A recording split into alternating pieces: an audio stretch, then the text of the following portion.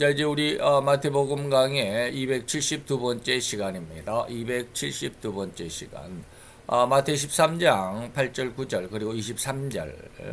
네 밭에 대한 비유 중에서 마지막 옥토에 떨어진 씨인데, 물론 다음 한 시간 또 다른 은혜를 나누는 시간이 한 시간 더 있고요. 네 밭에 떨어진 씨, 마태 13장 8절로 9절 그리고 23절을 우리 같이 봉독하도록 하겠습니다. 더러는 좋은 땅에 떨어짐에 혹 100배, 혹 60배, 혹 30배의 결실을 하였느니라. 귀 있는 자는 들으라 하시니라. 좋은 땅에 뿌리었다라는 것은 말씀을 듣고 깨닫는 자니 결실하여 혹 100배, 혹 60배, 혹 30배가 되느니라 하시더라. 아멘. 오늘은 마태 13장은 7가지의 천국에 대한 비유가 있다고 그랬습니다. 이렇게 해서 7가지가 있는데 그 중에 첫째 비유, 네 밭에 대한 비유 중에 네 번째 마지막 부분인데, 이제 우리를 그것은 다음 시간에 한 시간 더 은혜를 한번 보기로 하고요. 마지막 옥토에 떨어진 씨, 옥토와 같은 심성, 옥토와 같은 신앙은 어떠한 것인가, 이런 뜻이겠죠. 자, 이제 이 앞에 모든 것들을 정리해 보자면, 첫째 밭은 뭐야? 길가와 같은 밭이죠.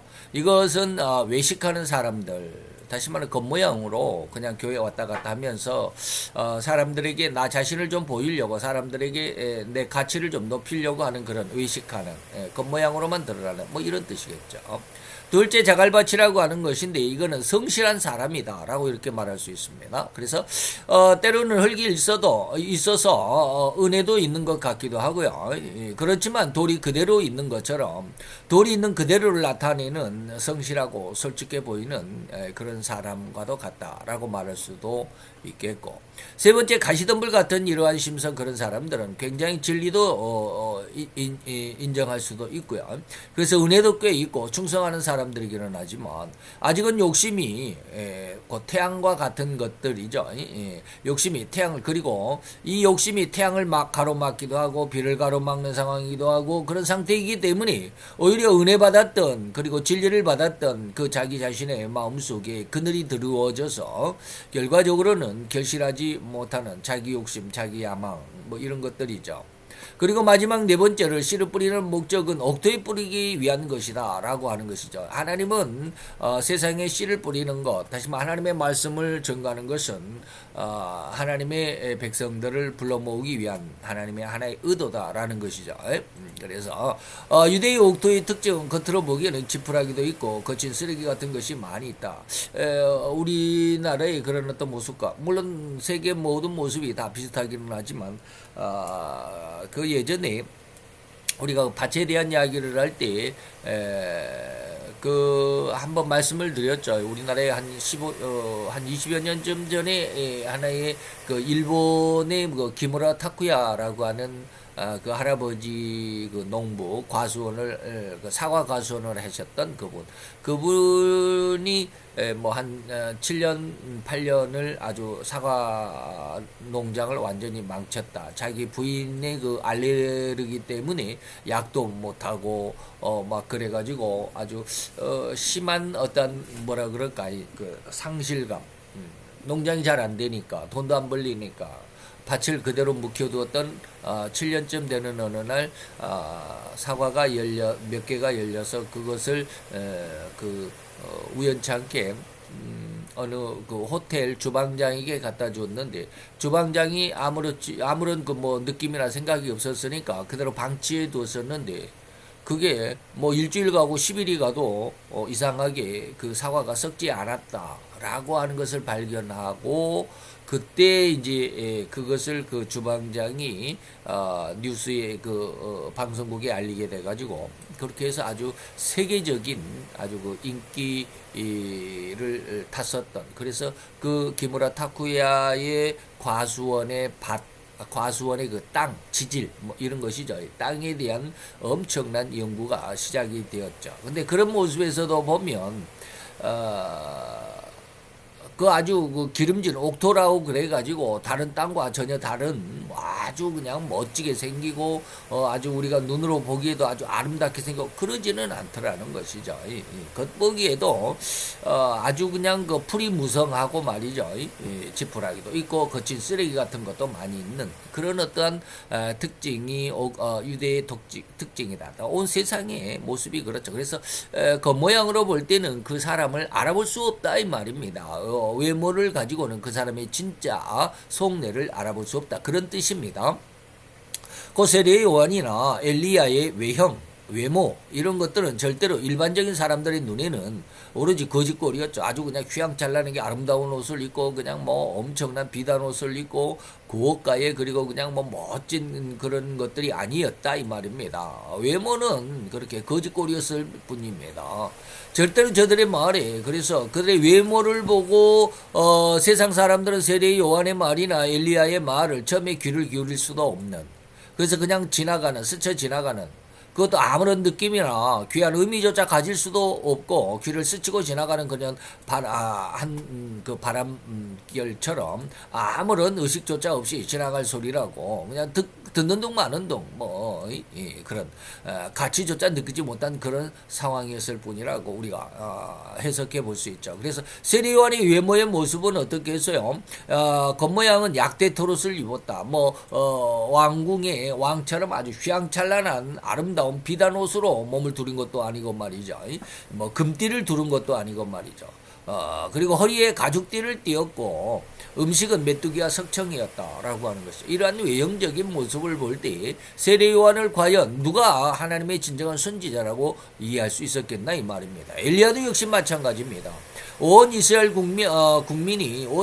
국민들이 외면했던 사람이었죠. 온 이스라엘 국민은 오히려 당시 유대에 있었던 850명의 선지자들을 더욱 존경했었죠. 그래서 바알 선지자 450명 플러스 아세라 선지자 400명 해서 850명인데 곧 이 두 사람의 다시 말하면 아니죠. 세례 요한과 그다음에 엘리야 이 두 사람의 선지자를 예로 들어보더라도 이들은 절대 이스라엘에 존경을 받지 못했던 그런 외형이었다라고 하겠습니다. 옥토와 같은 모습 외형 그러니까 인간은 외형을 보고 외모를 보고는 결코 그 사람의 진실을 알 수 없다 이런 뜻이겠죠. 즉 옥토는 외형이나 외면으로는 이렇듯 진짜 옥토라고 인정할 수 없을 정도로 흉측할 수도 있습니다. 그러나 우리 시체말처럼 사람은 사귀어봐야 그 속을 알 수 있다라는 말과 같이 옥토는 이같이 겉이 아닌 그 흙 속을 들춰봐야 그 의미와 내용을 알 수 있다라는 것이죠. 그래서 지난 시간에 제가 기무라 타쿠야시의 그 밭의 내용을 말씀을 드리면서 그 옆에 있는 사과밭의 흙과 타쿠야시의 과수원의 흙은 사뭇 다르다라고 그랬습니다. 그래서 타쿠야시의 밭은 그냥 밟으면 왠지 그 스펀지를 밟는 것처럼 좀 푹신한 그래서 깊이 그 땅 속에 어느 정도 그리고 무슨 성분이 있나라고 이렇게 땅을 파봤더니 한 1m 정도는 아주 그 부엽토죠. 부엽토.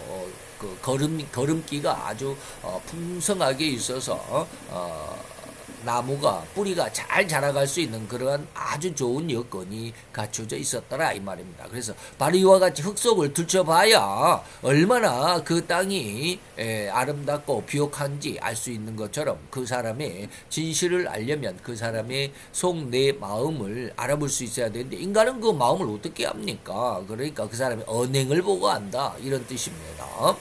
곧 이 땅을 파면 팔수록 더 좋은 흙들이 나와서 씨앗이 뿌리를 내리기 아주 좋은 땅이라는 것이죠. 이 의미는 참으로 성도는 눈치로 살지 않고 세상의 눈치를 보지 않고 누구에게 비유를 맞추지 않고 누구에게 아부하지 않고 이런 말이죠. 순수하게 사는 자들 다시 말하면 오로지 하나님의 뜻만을 세상에 드러내는 사람들인데 세상은 하나님을 알지 못하기 때문에 이런 사람들은 오로지 하나님의 뜻을 받들고 살아나가는 내 세상 속에 세상 사람들과 조금 마찰이 있을 수도 있죠. 그것이 세상은 아직 하나님을 알지 못할 수밖에 없는 그런 상황이기 때문에 그렇습니다. 그럼에도 불구하고 하나님을 따라 살아가는 모습을 여기서 순수하게 사는 자들의 모습이다라고 말씀을 드립니다. 사람들의 눈치를 보거나 사람의 비를 맞추어서 사는 것이 아닙니다.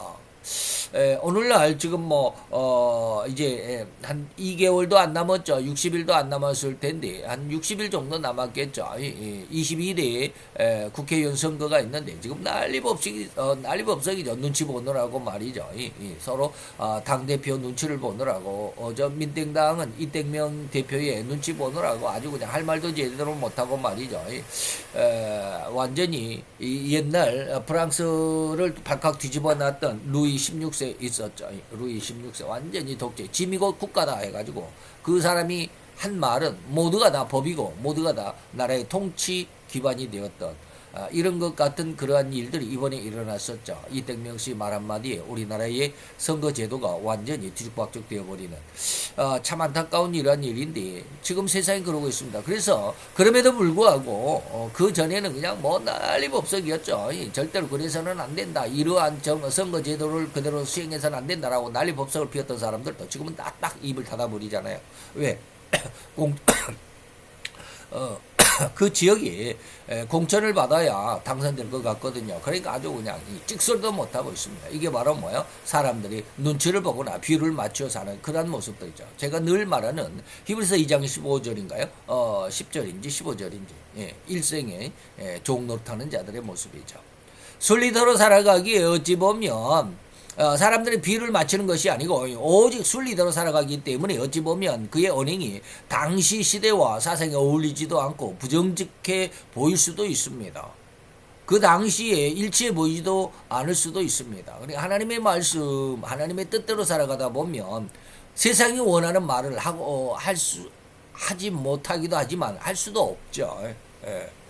그러다 보니까 좀 생뚱맞은 소리를 하는 거야 라고 말할 수도 있습니다. 그래서 오늘날과 같은 때에 하나님의 말씀이 어떻다 저렇다 이렇게 이야기를 하면 좀 곤란해지죠. 교회에서도 인기를 못 얻습니다. 목사님부터 그냥 인기를 얻으려고 뭐라 그러니까 교회가 좀 성장하고 부흥하려면 그냥 하나님 앞에 기도하니까 우리 교회에서는 어떠한 이러한 성도들이 이러한 집사님들이 이렇게 저렇게 아주 힘들고 어렵고 그랬는데 우리 교회에 나와서 기도하고 저거 하니까는 사업이 잘 됐다. 이러한 소리를 해야 그 교회가 인기가 있어지고 성도가 많아질 수 있다라는 것입니다. 이러한 모습들의 모습으로 살아가는 건 아닌데 말이죠. 세상은 그래요. 그러나 속은 진정한 아름다움 속에서 그 내심은 아무런 야망이나 욕망으로 어우러진 그런 중측한 속셈은 아주 없는 아무것도 없는 그런 순수한 사람이라는 것입니다. 가짜는 지혜나 요령을 부리지 않는다라는 것입니다. 욕망도 미움도 야심도 그래서 남을 해치려는 마음도 없는 아주 깨끗한 마음을 옥토라고 말하는 겁니다. 그러나 그도 사람이기 때문에 많은 사람에게 말할 때 그 말하는 것으로 인해서 상당히 많은 오해를 받기도 합니다.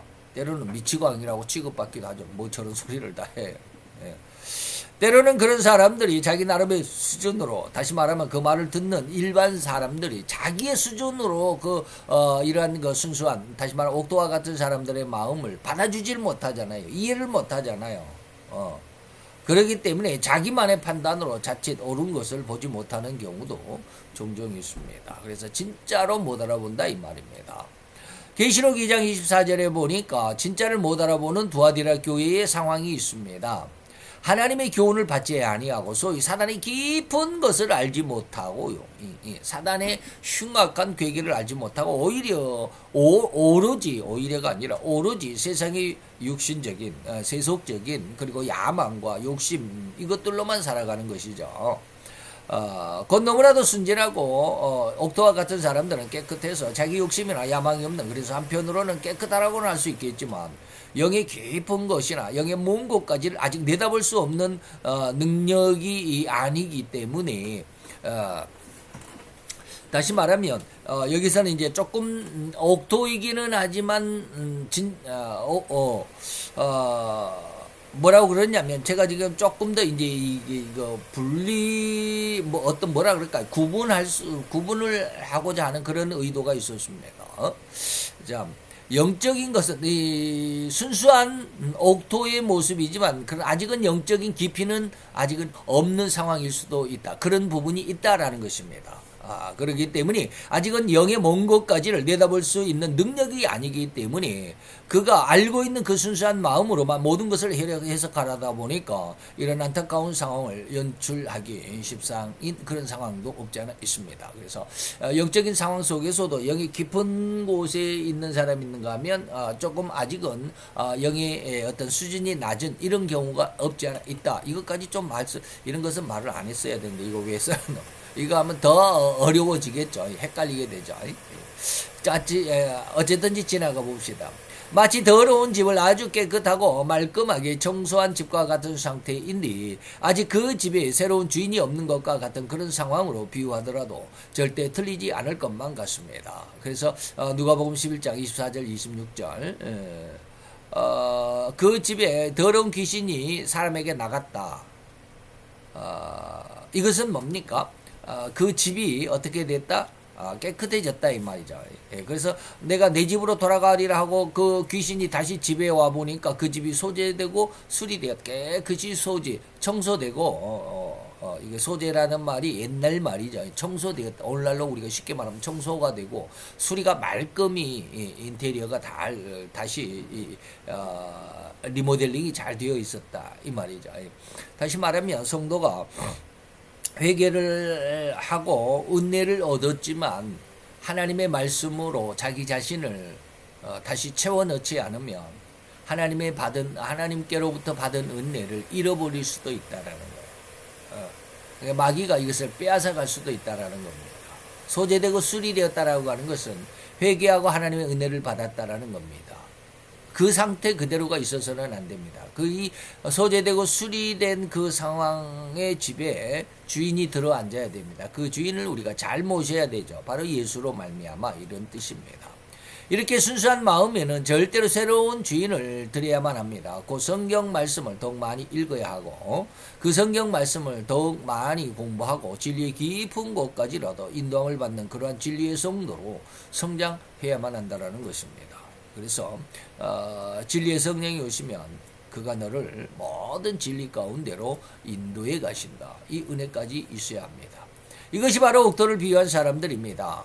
그래서 옥토처럼 이런 사람들은 뿌리 내리는 것에 어떠한 거침도 없기 때문에 제대로 내릴 수 있는 대로 내려갈 수 있어서 굳건해질 수 있는 곡식을 열매 맺게 된다라는 것이죠. 그래서 땅이 그 딱딱하면 뿌리가 나무의 열매 그 어떤 그 곡식의 뿌리가 내려가기가 참 힘들겠죠. 근데 그 땅이 아주 이제 푹신푹신하고 거름기가 많고 그러면 그 어떤 곡물을 뿌리더라도 그 곡식들이 그냥 열매를 맺기 위해서 뿌리를 그냥 깊이 내릴 수가 있죠. 그러면 결코 흔들리거나 뽑히지 않는다. 그래서 풍성한 열매를 맺을 수 있다 이런 것입니다.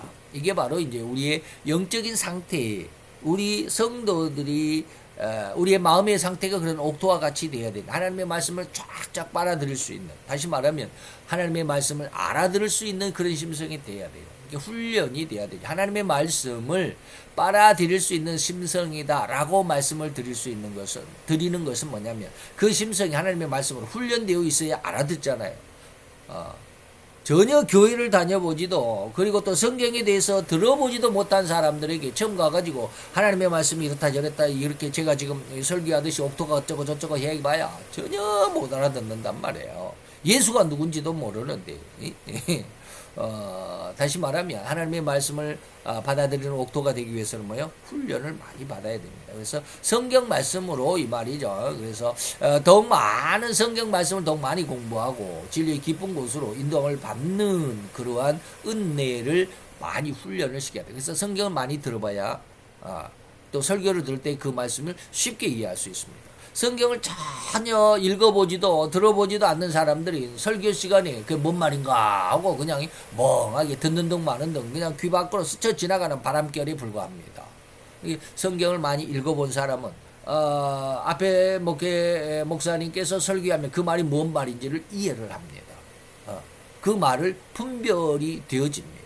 아, 이 말이 이 말이구나. 이 말이 그 말이었구나. 그 말이, 아, 이게 이런 뜻이었구나. 라고 이해가 되더라, 이 말이에요. 그런데 성경을 많이 읽어보지 않거나 성경 공부를 많이 안 하면 그저 말하는 것이 무슨 말 하는지도 모르고 그저, 너가 돈을 잘 벌 거야. 네가 뭐 건강해질 거야. 네가 뭐 성공할 거야. 그런 말만 듣기를 좋아하고 그런 말만 나오면 아멘, 아멘 하고 난리법석이죠.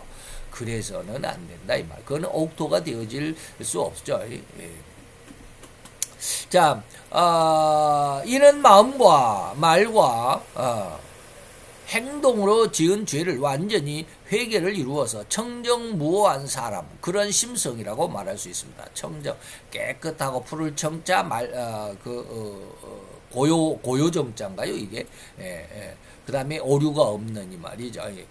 깨끗하고 아주 그냥 맑고 깨끗하고 맑고 오류가 없는 이러한 아주 그냥 순수한 이런 사람들은 하나님의 희망대로 그 마음이 이제 물론 각 개인에 따라서 다르겠지만 100배, 60배 혹은 30배의 하나님의 은혜를 얻을 수 있다라고 하는 것이죠. 그래서 마태이 25장에서도 우리가 너무나도 잘 아는 그러한 하나의 예화가 있죠. 그건 뭡니까? 달란트 비유다라고 하는 것이죠. 그래서 세 종을 불러가지고 하나에게는 금 5달란트를 주었고 어떤 사람에게는 2달란트를 주었고 어떤 사람들에게는 1달란트를 주었습니다. 라고 하는 것이죠. 그리고 오랜 후에 그 종들, 그러니까 이건 오랜 후에 어떻게 보면 예수님이 재림할 때도 의미하지만 우리가 죽어서 하나님 앞에 들어갈 때 이 말이죠. 그 종들의 주인이 돌아와서 저희와 다시 말하면 우리 인간들에게 준 하나님의 은혜와 능력입니다. 나에게 하나님이 어떤 은혜를, 어떠한 능력을 주셨을까라고 하는 거, 아주 곰곰이 고민해 봐야 됩니다. 저는, 하나님 앞에 많은 것을 고민해 봐요. 그래서 도대체 그저께는 하나님 앞에 엄청나게 많은 그 고민에 투덜대는 반항하는 그런 기도를 많이 했어요.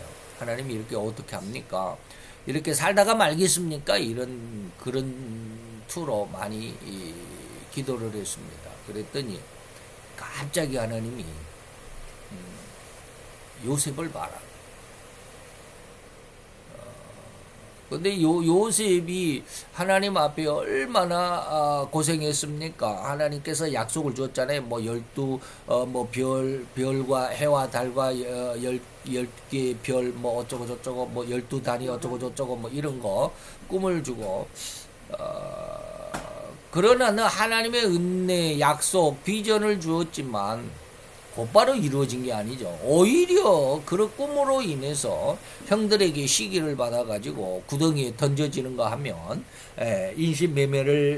형들에게 인신매매를 당해가지고 아라비아 상인들에게 팔렸죠. 그리고 나서 애굽이라고 하는 이집트, 오늘날로 보면 이집트죠. 애굽에 그 노예로 끌려가서 보디발 군대 장군이죠. 요즘 우리나라로 말하면 국방부 장관의 집에 노예로 팔려가게 되죠. 노예로 팔려가게 될 뿐 아니라 또한 거기서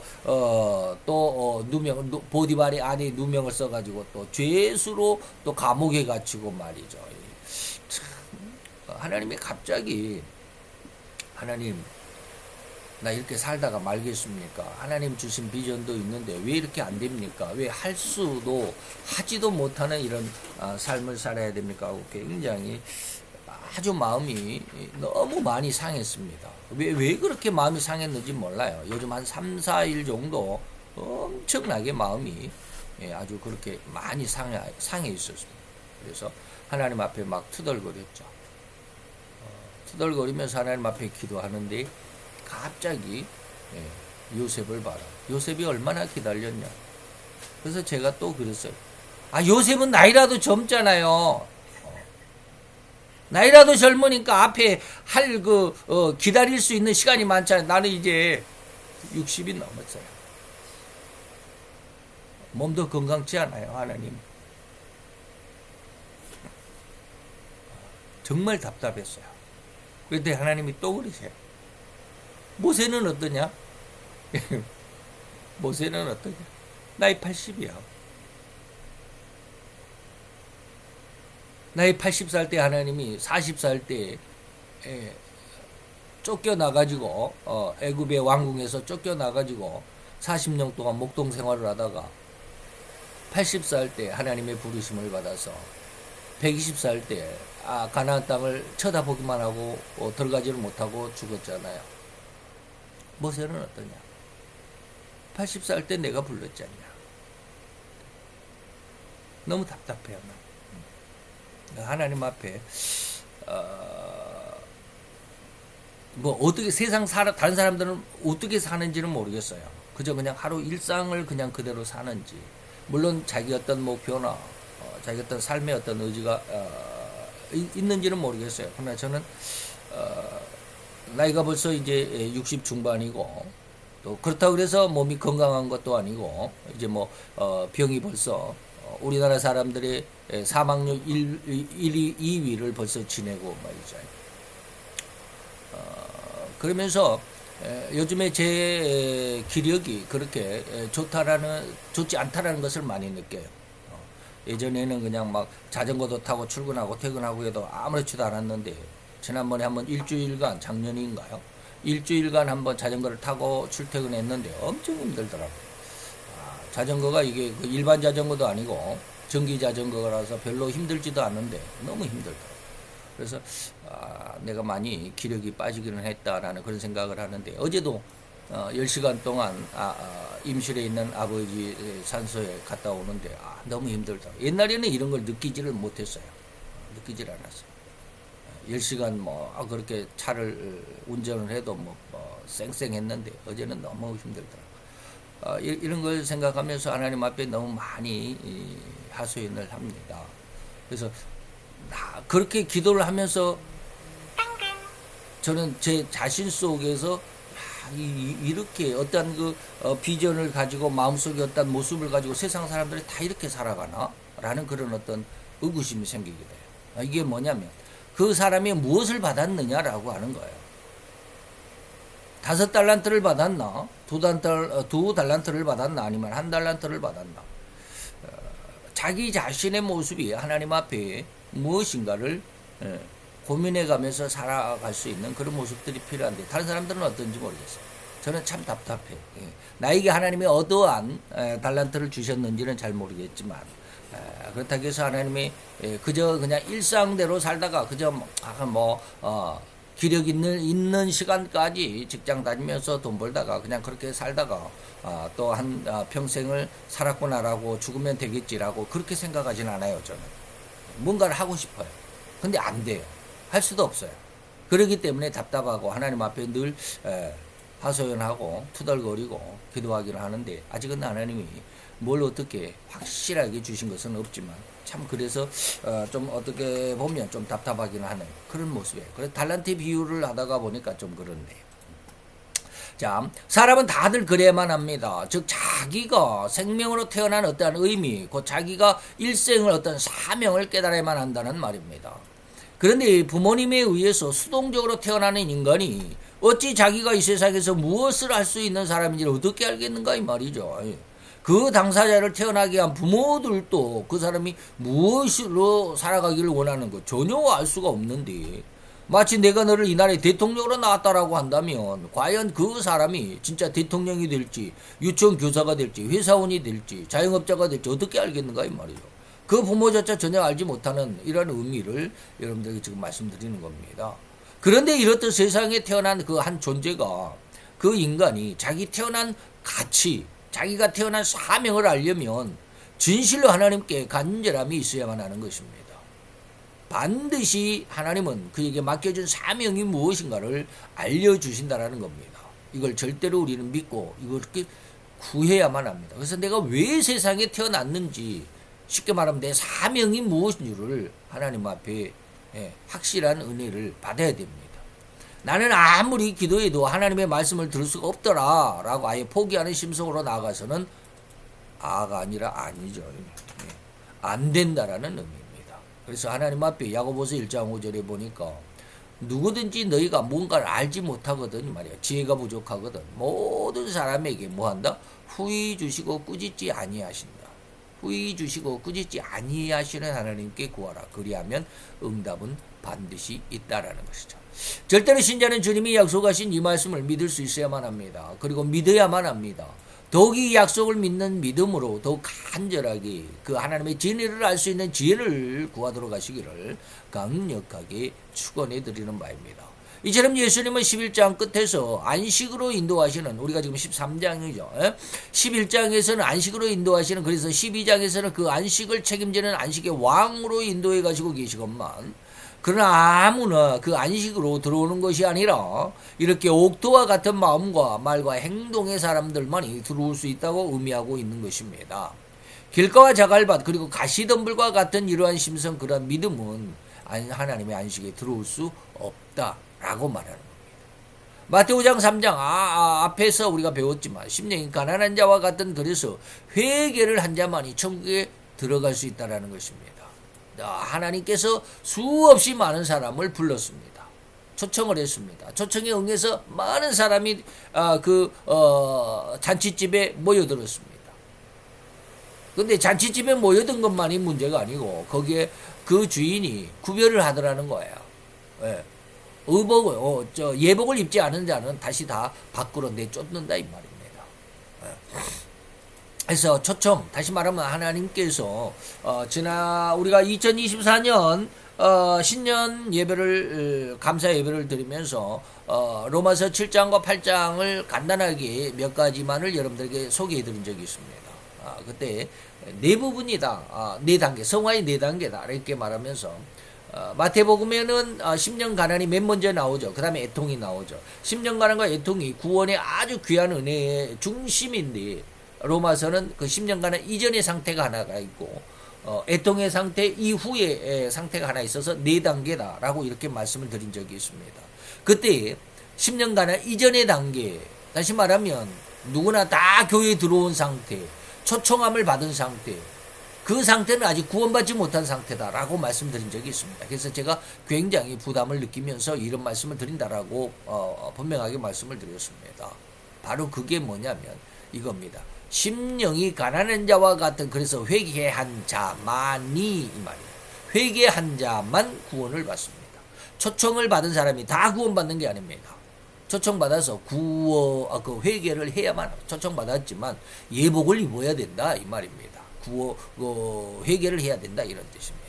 그래서 호세아서 2장 21, 2절에 보니까 하나님께서 은혜를 주시는데 하나님께서 가라사대 그 날에 내가 응답하는데, 나는 하늘에 응답해 주면 하늘은 땅에 응답하고, 뭡니까? 하늘에 응답한다는 것은 뭐요? 비와 눈이죠. 물기죠. 수분. 그러면 그 하늘은 그 비를 그리고 또 눈을 땅에 내려서 풍성하게 적셔주면 그 땅은 또한 그 풍성한 그 수분으로 인해서 곡식들이죠. 포도주와 기름을 내게 되고, 이러한 것들로 인해서 이스라엘에 응하리라. 이건 이스라엘의 농부들, 또 이스라엘의 그 광야지대라고 이렇게 말하는데, 때로는 이스라엘 백성들을 의미하기도 합니다. 그래서 하나님의 백성들에게 응한다라는 것입니다. 똑같은 말이 히브리서 6장 7, 8절에도 있습니다. 땅이 그 위에 자주 내리는 비를 흡수해가지고 밭가는 자들의 쓰기에 합당한 채소를 내면, 그랬습니다. 밭가는 자들의, 이것은 뭡니까? 그 농부들에게 충분한 곡식을 뿌리면 곡식이 뿌리는 대로 뿌리를 내리고 열매를 맺게 되는. 비가 없으면 어떻게 해요? 비를 여러분들이 이제 귀농 공부를 하다 보니까 땅이 좋은 땅이 마사토다 이런 말들을 많이 해요. 공극이 있어야 된다라고 그러는데, 공극이라는 말이 뭐냐면 입자와 입자 사이에, 흙의 입자와 입자 사이에 그 칸이 있겠죠. 우리가 쉽게 말하면 콩을 보면, 콩을 이렇게 병에다가 딱 담았어요. 그러면 병에 꽉 차 있더라 할지라도 그 사이사이 구멍이 있죠. 콩이 이렇게 둥그러니까 둥그런끼리 막자면 그 사이사이 구멍이 있습니다. 이게 그 구멍이 있어가지고 거기에 물기를, 땅이 그렇게 그 공국이 있어서 그 구멍들이 있어가지고 거기에 물기를 담고 있어야 나중에 밭을 갈고 거기에 씨를 뿌리면 그 수분에 의해서 씨가 잘 발화가 되더라 이런 뜻이죠. 바로 이러한 의미를 말하는 겁니다. 땅이 거기에 자주 내리는 비를 흡수해가지고 촉촉하게 머금고 있어요. 이게 뭐예요? 하늘에 응하면 하늘은 땅에 응한다. 이것이죠. 자주 내리는 비를 흡수해서 잘 머금고 있다가 농부들이 채소를 심으면 잘 그 뿌리 내리고 열매를 맺게 해야 된다. 이런 뜻이죠. 이게 바로 뭐냐면 하나님의 말씀이 우리 가운데 떨어지게 되면 그 말씀을 마음에 잘 받아서 그 말씀을 내 마음속에 꼭 피워내 다시 하나님의 말씀이 내게서 이루어지게 하는 이런 뜻입니다. 참으로 진정한 진리를 아무데나 있는 것이 아닙니다. 진리를이 아니죠. 진리는 이렇게 해야 되겠죠. 아무데나 있는 것이 아닙니다. 더욱이 수많은 사람이 진리를 가까이 두고도 이를 알아보지 못하고 멸시하고 천대하기도 합니다. 외모로 보기만 하니까 그러죠. 더 나아가 오히려 진리를 대적하고 대항하며 심지어는 진리 가진 자를 죽이기까지 합니다.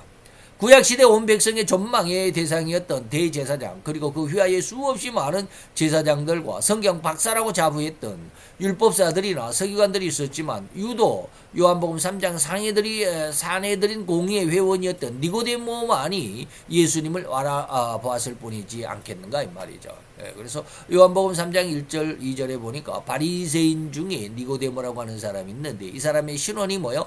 관원이라고도 하고요. 그리고 그는 바리새인이었고 그는 관원이었고 그리고 이스라엘의 선생이었어. 관원이란 말은 사내들인 공의 회원을 관원이라고 그럽니다. 그러니까 이스라엘 백성이 10,000,000명이다 그러면 거기서 성경을 봐가지고 성경 시험을 봐가지고 1등부터 70등까지 이렇게 딱 뽑습니다. 그 1등부터 70등 안에 든 사람이 사내들인 공의 회원들입니다. 그만큼 성경에는 엄청난 지식과 그리고 은혜 그리고 믿음을 가지고 있는 자들입니다. 그리고 바리새인이었죠. 그리고 관원이었고 나중에 보면 저 11절인가로 넘어가 보면 이스라엘 선생이기도 합니다. 이러한 세 가지의 신분을 가지고 있는 사람이 니고데모죠. 그런데 니고데모 외에 다른 어떠한 사람들도 어떠한 사람들이라도 예수를 알아보지 못했습니다. 이렇듯 예수를 진리를 명확하게 볼 수 있었던 니고데모는 이후 예수님이 십자가에 죽으신 이후에 향료를 100근이나 준비해 가지고 와서 주님의 장사를 예비할 수 있었던. 그래서 이때에 예수님에게 어떻게 밤에 찾아왔습니다. 밤에 그랬습니다. 그가 왜 밤에 찾아왔을까? 세상 사람들이 눈이 있으니까 눈치를 보는 거죠. 아니 관원이라고 하는 사람이 이스라엘의 바리새인이고 유대인의 관원이 사내들인 공의 회원이 예수님을 찾아가서 예수님에게 가르침을 받아? 이러면 좀 곤란하잖아요. 좀 부끄럽잖아요. 그래서 밤에 아무도 모르게 찾아왔어요. 그리고 나서 그러한 예수님께 와서 예수님과 한 대화를 한 것이 이제 요한복음 3장입니다. 그런 내용들이 쭉 있었죠. 그리고 나서 보니까 예수님과 이런 하룻밤 사이에 이런저런 많은 대화를 하다 보니까 예수가 진짜 그리스도구나라는 것을 알게 됐죠. 그런데 아무도 이것을 알아주지 않습니다. 나중에 예수님이 재판장 다시 말하면 그 뭡니까 대제사장의 뜰에서 재판을 받을 때 우리는 왜 한 사람의 말만 듣고 예수의 말을 참고하지 않느냐, 이게 사실이라는 것을 왜 인정하지 않느냐라고 했다가 다른 사내들인 공회 회원들이나 또는 제사장들이 아주 핀잔을 받고 말았죠. 그리고 이제 뒤로 물러가 있다가 드디어 급기야 예수님이 십자가에 죽으셨고, 십자가에 죽으신 이후에 이 말이죠. 니고데모는 이후에 예수님이 십자가에 죽으신 이후에 그 시체를 내려간 사람이 바로 이 니고데모입니다. 그리고 자기가 100근이나 되는 향을 준비해다가 예수님의 몸에 발라서 장사를 예비할 수 있었던 사람입니다. 이게 요한복음 19장 38절에서 40절입니다. 일찍 밤에 나왔던 니고데모고 몰향과 침향을 섞은 향을 100근쯤 가지고 와서 예수의 시체를 가져다가 유대인의 장례법대로 그 향품과 함께 세마포로 싸서 예수님을 장례 지내줬습니다. 우리가 마태기로 처음 부분에서 진리를 볼 수 있었던 인물들의 몇몇 있음을 우리가 이제 다시 한번 여러분들에게 소개해드리고자 합니다. 마태 1장부터 7장에 가보면 그 예수를 볼 수 있었던 심성들이 1장에 어떤 사람, 2장에 어떤 사람, 3장에 4장에까지 이렇게 어떤 사람들이 있습니다. 그것을 제가 여러분들에게 한번 소개해드립니다. 1장에서는 예수님의 생모 마리아와 의부 요셉이 예수를 볼 수 있었습니다. 예수를 알아봤죠. 마태복음 2장에서는 뭐예요? 들판의 목자들 몇 명, 그리고 동방박사들이 예수님을 알아봤습니다. 마태 3장에는 세례 요한이 예수님을 알아봤습니다. 마태 4장에서는 자기의 음란죄를 회개한 사마리아 수가성에 살았던, 이게 뭡니까? 이게 왜 여기에 나옵니까? 이게 요한복음 4장인데 마태 4장에는 예수님의 제자들입니다. 마태복음 여기는 좀 왜 이 말이 왜 제가 지금 헷갈렸습니다. 이 원고를 쓸 때 수가성의 여인은 요한복음 4장인데 이거는 빼야 되는데 마태 4장에는 마태 4장에는 누가 있었느냐면 예수님의 12 제자들이 있었습니다. 예수님의 12명의 제자들이 예수님을 알아봤습니다. 그리고 마태 5장에 넘어가 보니까 예수님께서 친히 이제 12명을 택해서 제자라고 이렇게 이름을 붙여 주었습니다. 어쨌든지 마태 4장이나 5장이나 이런 거 보면 똑같은 내용이나 될 수 있죠. 그래서 예수를 알아볼 수 있는 사람들 우리가 가만히 보면 마태 1장에서는 뭐요? 생모와 생부 마리아와 요셉이 그 부모는 알아봤겠죠. 마태 2장에서는 들의 목자들 그리고 동방박사들, 마태 3장에서는 세례 요한이라고, 마태 4장에서는 예수님의 12제자들. 이렇게 보면 예수를 알아볼 수 있는 사람, 예수의 은혜를 깨달은 사람이 그렇게 많지 않습니다. 다른 사람들은 뭐 대제사장, 제사장, 어마어마한 세속적인 어떤 명예와 군세를 가진 사람들은 거의 예수를 알아보지 못했습니다. 이들의 공통점을 진실로 진리를 정확하게 알아볼 수 있는 영안의 은혜를 얻었다라고 할 수 있을 것이고, 이랬던 예수님을 진실로 영접할 수 있는 자들의 심성, 그들의 그러한 믿음이 진정 옥토라고 할 수 있습니다. 그러나 그와는 반대로 특별히 마태 2장에서 예수님의 탄생시 나타났던 일화 중에 동방박사를 만났던 당시의 왕 헤롯이 있습니다. 헤롯이 유대의 왕의 탄생을 알고 성경 박사들을 불렀다라고 기록하고 있습니다. 그리고 유대의 왕이 탄생을 물었고 성경 박사들의 대답은 단 한시 찰나적인 머뭇거림도 없이 예루살렘의 구세주가 태어날 것이라는 예언을 그대로 읊조렸던 자들이 있습니다. 성경 박사들 있죠. 그러나 그렇게 성경을 달달 외우고 있다고 하는 성경 박사들일지라도 단 한 사람도 예수님의 탄생을 축하하러 온 사람이 없었습니다. 마태 2장 1절로 6절까지 보면 동방박사들이 헤로도 왕을 찾아왔죠. 갑자기 별을 보고 찾아왔는데 별이 없어져 버리니까. 그래서 헤로도 왕에게 유대인으로 왕으로 나시니가 어디 계시냐라고 그러니까 이 질문을 받은 유대인의 왕이 헤롯이 뭡니까? 왕이 모든 대제사장과 백성의 서기관들을 불러서 성경에는 어떻게 예언되어 있느냐, 그리스도가 어디서 나겠느냐라고 물었습니다. 동방박사들은 뭐예요? 유대인의 왕을 지금 물었습니다. 그런데 지금 헤롯은 뭐예요? 그리스도라고 인정하고 있습니다. 기가 막히죠. 그랬더니 유대 베들레헴에서 태어날 것입니다 라고 했습니다. 너희에게서 한 다스리는 자가 나와서 내 백성 이스라엘의 목자가 되리라고 이렇게 기록이 되어 있습니다 라고. 이게 미가서일 겁니다. 미가서에 보면 이렇게 기록이 되어 있습니다 라고 이렇게 대답을 했습니다. 성경은 잘 알고 있지만 진실로 그 성경의 말씀대로 살아가지 못하는 자들의 모습이죠. 이러한 심성, 이러한 자들의 신앙은 진실로 돌밭과 같다고 아니할 수 없겠죠. 성경에는 정통하고 능통한 듯이 보이나 실상은 전혀 하나님과는 상관이 없으며 그래야 되니 오로지 세상과 세상 법칙 안에서 자기 욕망, 모든 군세와 영광만을 추구하는 그런 심성일 뿐이었다라고 이렇게 진단할 수 있습니다. 그러니 이러한 자들의 이러한 신앙생활을 주님은 마지막 순간에 진단하시고 결론하시기를 뭐라고 그랬어요? 불법을 행한 자들이라고 규정할 뿐이었습니다. 제가 늘 말씀드리는 마태 7장 21절로 23절인데 오늘은 18절부터 말씀을 드립니다. 그래서 전부 다 뭡니까? 내가 너를 도무지 알지 못하니 불법을 행한 자들아 내게서 떠나가라 라고 말씀하는 것입니다. 그래서 오늘 옥토에 대해서 말씀을 드리면서 그와는 반대로 옥토가 되지 못하는 안타까운 인간의 모습들까지 한꺼번에 말씀을 조금 첨부해서 드렸습니다. 잘 이해를 하시고 좀 기억을 해 주시면서 오늘 우리들은 하나님의 하나님의 쓰시기에 합당한 땅이 비를 잘 머금어서 농부들에게 풍성한 장지대를 만들어주는 것처럼 우리 이 성도들의 심성이 하나님의 말씀에 늘 열려 있어야 된다. 말씀을 많이 읽어야 마음이 열려집니다. 그래야 그 말씀이 목사가 무슨 설교를 하면 무슨 말씀을 이야기를 하면 그 말씀이 무엇인 줄 이해가 되더라 이 말입니다. 전혀 모르면 저 뭔 말이야 라고 할 수밖에 없어요. 그러면 안 되죠. 다시 말하면 우리가 저도 이제 병원에를 이제 요즘에는 많이 다니지만 병원에 가면 의사들의 하는 말을 전혀 못 알아들어요. 저는 의학적인 어떠한 상식도 없고요. 그 의학적인 용어를 모르기 때문에 뭔 말이 뭔 말인지를 몰라요. 그러니까 그냥 또 물어보고 또 물어보고 그게 뭔 뜻입니까? 뭔 뜻입니까? 라고 이렇게 했죠. 바로 이런 것처럼 성경의 말씀도요. 전혀 들어보지 못한 사람들은 뭔 말인지를 몰라요. 그러니까 계속 하나님의 말씀을 읽어야 되고 들어야 되고 공부해야 됩니다. 그래야 설교 말씀이 들어올 때 이 말씀이 무슨 말이구나. 이 말씀은 저런 말씀인데 라고 이해할 수 있도록 여러분들이 많이 수고해야 됩니다. 그게 바로 뭐다? 옥토의 마음이 옥토의 신앙이 될 수 있다라는 것입니다. 잘 기억해 주시기를 바랍니다. 기도합시다.